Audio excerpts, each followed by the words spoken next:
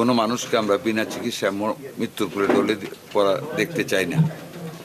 ওইটাকে উদ্দেশ্য নিয়ে আমরা এখানে আসছি, সব জায়গায় যাচ্ছি। এখানে আসলাম।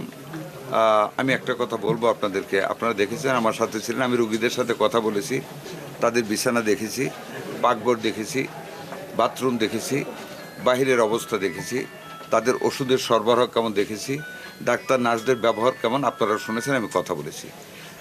আমি কোনো জায়গা থেকে কোনো নেগেটিভ রিপোর্ট পাইনি।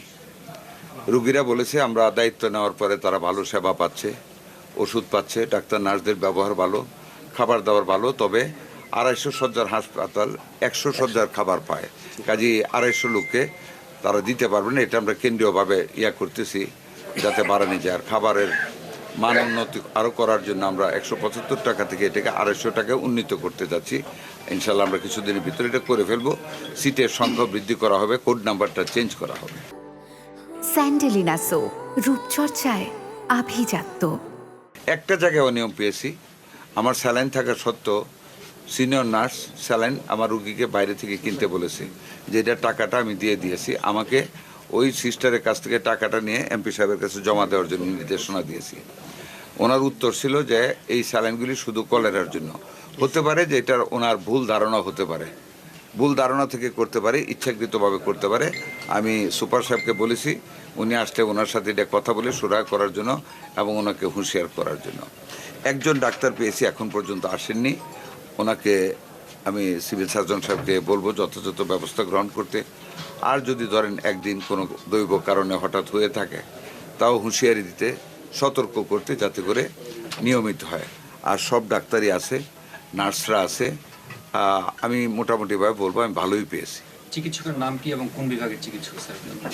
ডাক্তার দিন মোহাম্মদ সোহেল স্যার। ডাক্তার দিন মোহাম্মদ সোহেল, ওনার সাথে আমার কথা হয়েছে, উনি চলে আসছেন। এটা তো গেল স্যার এই জেনারেল চিত্র। এছাড়া আপনি জানেন যে এটা একটা পকেট ডিস্ট্রিক্ট, এখানে সীমান্তবর্তী উপজেলাগুলো আছে। সব জায়গায় এই ক্লিনিক এবং ডায়াগনস্টিকের যে অবস্থা, আমি জানি যে প্রত্যেকদিন আপনাকে অপ্রাপ্তির খবর শুনতে শুনতে বা প্রশ্ন শুনতে শুনতে হয়তো অনেক বিরক্ত আপনি। না, বিরক্ত না, আমি খুশি হই। যে পরিমাণ বাজে অবস্থা স্যার, এখানে অপারেশন থিয়েটার বলেন, ডায়াগনস্টিক বলেন, এখানকার রিপোর্টগুলোর উপর ডাক্তাররাও ভরসা করতে পারেন না। তাহলে এই জায়গাগুলো আসলে কিভাবে আপনি নিশ্চিত করবেন কিংবা ঠিকঠাক? দেখেন, একটা কথা আপনাদেরকে বলি, আপনারা শিক্ষিত মানুষ, আপনারাই তো আমাদের সম্পদ, খবর দিবেন, আমরা ব্যবস্থা গ্রহণ করব। এই দেশে ব্যাঙের ছাতার মতন প্রাইভেট ক্লিনিক হসপিটাল উঠেছে। গত 17 বছর এদের কোনো অ্যাকাউন্টেবিলিটি সৃষ্টি করা হয়নি, তারা কারো কাছে জবাবদিহি না। আমি যতখানে যাচ্ছি দু একটা করে দেখতেছি, বন্ধ করতেছি, লাইসেন্স না পেলে বন্ধ করতেছি। আমাদের ডিসি সাহেবরা সিভিল সার্জনদের নিয়ে মোবাইল কোর্ট করতেছে, জরিমানা করতেছে, চেষ্টা করতেছি। এখন অবশ্য অনেকে হুঁশিয়ার। সেবার মান, যেমন আমার মনোহরদী থানায় একটা ঘটনা ঘটে গেছে গত পরশু। যাক, এটা আমরা কন্ট্রোল করার চেষ্টা করতেছি। এটুকু জানবেন, আমরা তো মাত্র 6টা মাস হলো, আর একটু সময় দেন। কারণ 18টা বছর তো এই দেশে কোনো অ্যাকাউন্টেবিলিটি ছিল না। আপনারাও কথা বলতে পারতেন, আজকে যেভাবে আমাকে প্রশ্ন করতে পারেন, আগে কিন্তু পারতেন না।